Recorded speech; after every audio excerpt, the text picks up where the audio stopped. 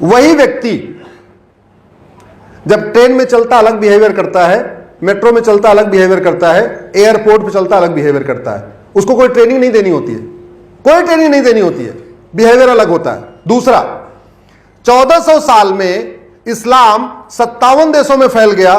क्या आपको लगता है इस्लाम इतना अच्छा इसलिए फैल गया? जोर से बोलिए जरा। 2000 साल में क्रिश्चियनिटी 85 देशों में फैल गई। क्या आपको लगता है क्रिश्चियनिटी इतनी अच्छी है? अरे, और वसुधैव कुटुंबकम, सबका साथ सबका विकास, नारी तू नारायणी, सर्वधर्म संभाव, इस थीम पे चलने वाला सनातन धर्म दुनिया से ही नहीं, भारत के 9 राज्यों में खत्म हो गया। इसलिए मेरा मानना है धर्म के प्रचार की ड्यूटी समाज के साथ साथ शासक की होती है। इस्लाम अगर 57 देशों में फैला है तो केवल समाज के कारण नहीं, शासकों के कारण। अगर क्रिश्चियनिटी 85 देशों में फैली है तो समाज के कारण नहीं, शासकों के कारण। इसलिए मेरा यह मानना है। और भारत में स्थिति क्या हो चुकी है, मेरी एक पीआईएल चल रही माइनॉरिटी के ऊपर। आप जरा सोचिए कितना बड़ा खेल हो रहा है। माइनॉरिटी कौन है नहीं पता, माइनॉरिटी क्या डिफिनेशन है कहीं कॉन्स्टिट्यूशन में नहीं लिखा हुआ है। 1% वाला माइनॉरिटी, 2% वाला माइनॉरिटी नहीं पता। 1992 में माइनॉरिटी कमीशन एक्ट बना, मैंने उसको सुप्रीम कोर्ट में चैलेंज किया हुआ है। 2004 में माइनॉरिटी एजुकेशन एक्ट बना, मैंने उसको भी सुप्रीम कोर्ट में चैलेंज किया हुआ है। 2006 में माइनॉरिटी फिल्म मिनिस्ट्री बन गई, उसके पहले तक भारत में माइनॉरिटी फिल्म मिनिस्ट्री नहीं थी। इस गंदे खेल के कारण भारत में कन्वर्जन हो रहा है। गुरुदेव आप इसको समझे, कन्वर्जन का खेल कैसे चल रहा है।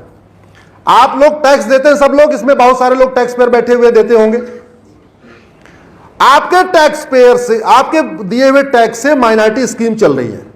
अब माइनॉरिटी स्कीम क्या हुई, एक बगल में घर हिंदू का है, एक बगल में घर मुस्लिम का है, एक बगल में घर क्रिश्चियन का है।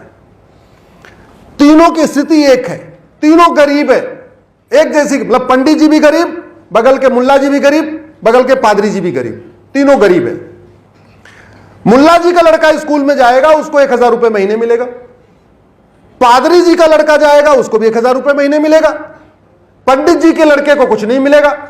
वो गरीब पंडित जी क्या करे, मजबूरी में वो भी कह रहा है अपने रिलीजन वाले कॉलम में कि मैं भी क्रिश्चियन हूं या मुस्लिम हूं। भारत के कई राज्यों में स्टेट स्पॉन्सर्ड माइनॉरिटी स्कीम, यहां ध्यान रखिए, जहां पे माइनॉरिटी स्कीम जितनी ज्यादा है वहां पे उतना ज्यादा कन्वर्जन हो रहा है। पैसे के लालच में गरीब हिंदू अपने रिलीजन वाले कॉलम में बाकायदा वो लिखवा देते हैं। इसी तरीके से बहुत सारी स्कूल खोलने पे भी फायदा आ रहा है। अभी फतेहपुर का एक केस आया, ठाकुर साहब छत्री, उनको स्कूल खोलना था, चूंकि माइनॉरिटी के नाम पर अगर स्कूल खोलेंगे तो बहुत सारी चीजों से उनको प्रोसेस से छुटकारा मिल जाएगा।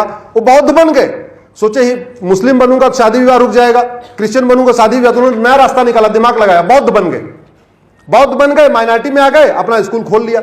इसलिए मैं कह रहा हूं भारत में माइनॉरिटी मेजॉरिटी खत्म होनी चाहिए। यह हमारे लिए जहर के समान है, पॉइजन घोल रहा है, समाज को केवल बांट नहीं रहा है बल्कि भारत में कन्वर्जन का बहुत बड़ा माध्यम बन गया है। मैं रीनेमिंग कमीशन क्यों कह रहा हूं, मायावती ने भी बहुत सारे स्थानों का नाम बदला, लेकिन उन्होंने क्या बदला, पॉलिटिकल हिसाब से बदला। ज्योतिबा फुले नगर किया, ये किया, फला किया, फला किया। भैया उससे हमारा जो धर्म ग्रंथ है उसकी रिक्वायरमेंट फुलफिल नहीं हो रही है ना। इसलिए मैं कह रहा हूं एक रीनेमिंग कमीशन बने, हाई कोर्ट सुप्रीम कोर्ट के जजेस हो, उसमें धर्म गुरु हो, हिस्टोरियन हो, आर्कियोलॉजिकल सर्वे ऑफ इंडिया के लोग हो, अलग अलग तरीके, सब एक्सपर्ट हो, 10 आदमी 15 आदमी हो, वो हमको ढूंढ के, मैं तो कहता हूं बाकी सब ठीक है, बाबा हुमायूं ने बसाया बसा, समझ में आता है। हमको केवल वेद पुराण गीता रामायण महाभारत में जिन स्थानों का वर्णन है उन स्थानों को आप फिर से बहाल कर दो। विंध्याचल को आप, मिर्जापुर को विंध्याचल बना दो, मुर्शिदाबाद को कीर्तेश्वरी बना दो, गाजियाबाद को गजप्रस्थ बना दो। बाकी आपको जो और नगर बनाने हैं वो नए नए जगह पे बनाओ ना, और नगर बनाओ। लेकिन जो तिलप्रस्थ का वर्णन है वो फरीदाबाद का नाम अगर आपने कुछ और रख दिया, राम कुमार, श्याम कुमार या कुछ और नगर रख दिया, तो कोई फायदा नहीं हुआ। वो तो तिलप्रस्थ होगा, तभी तो हमारा उसमें कोरिलेशन बनेगा हमारे महाभारत के साथ। लेकिन जब मैंने आर्टिकल 35A को चैलेंज किया तब लोगों को पता चला कि आर्टिकल 35A नाम की कोई चीज भी है। जब मैंने शादी विवाह की उम्र समान करने के लिए PIL फाइल किया, लड़के लड़की की शादी की उम्र बनाओ, कोर्ट ने नोटिस इशू कर दिया, सरकार ने जया जेटली कमेटी बना दिया, जया जेटली कमेटी ने पूरा एग्जामिन किया, हमने रिसर्च करके बताया कि दुनिया के 125 देशों में शादी की उम्र बराबर चल रही है, हमारे यहां हिंदू की 18 साल और 21 साल है और मुस्लिम लड़कियों की शादी की उम्र मात्र 9 साल चल रही है। तब जाके हमारे 90% सांसदों को पता चला कि शादी की उम्र तो यहां 9 साल चल रही है।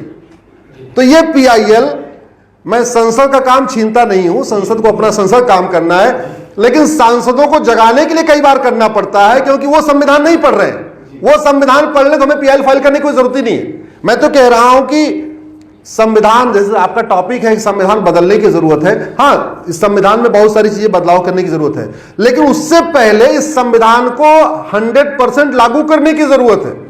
यह संविधान का आर्टिकल 351 कहता है, यह सरकार की ड्यूटी है, वो सुनिश्चित करे कि देश के सभी लोगों को हिंदी और संस्कृत लिखना पढ़ना बोलना आ जाए। अब यह 351 जब मैंने PIL फाइल किया, हालांकि कोर्ट ने बोला ये मेरा काम नहीं है, वही जवाब था। हमारी PIL की संख्या इसलिए बहुत ज्यादा है क्योंकि कई बार कोर्ट यही कहती है हमारा काम नहीं है, और हम यही कहलवाने के लिए जाते भी हैं कि हमारा काम नहीं है। लेकिन कम से कम इस पर चर्चा तो शुरू हुई।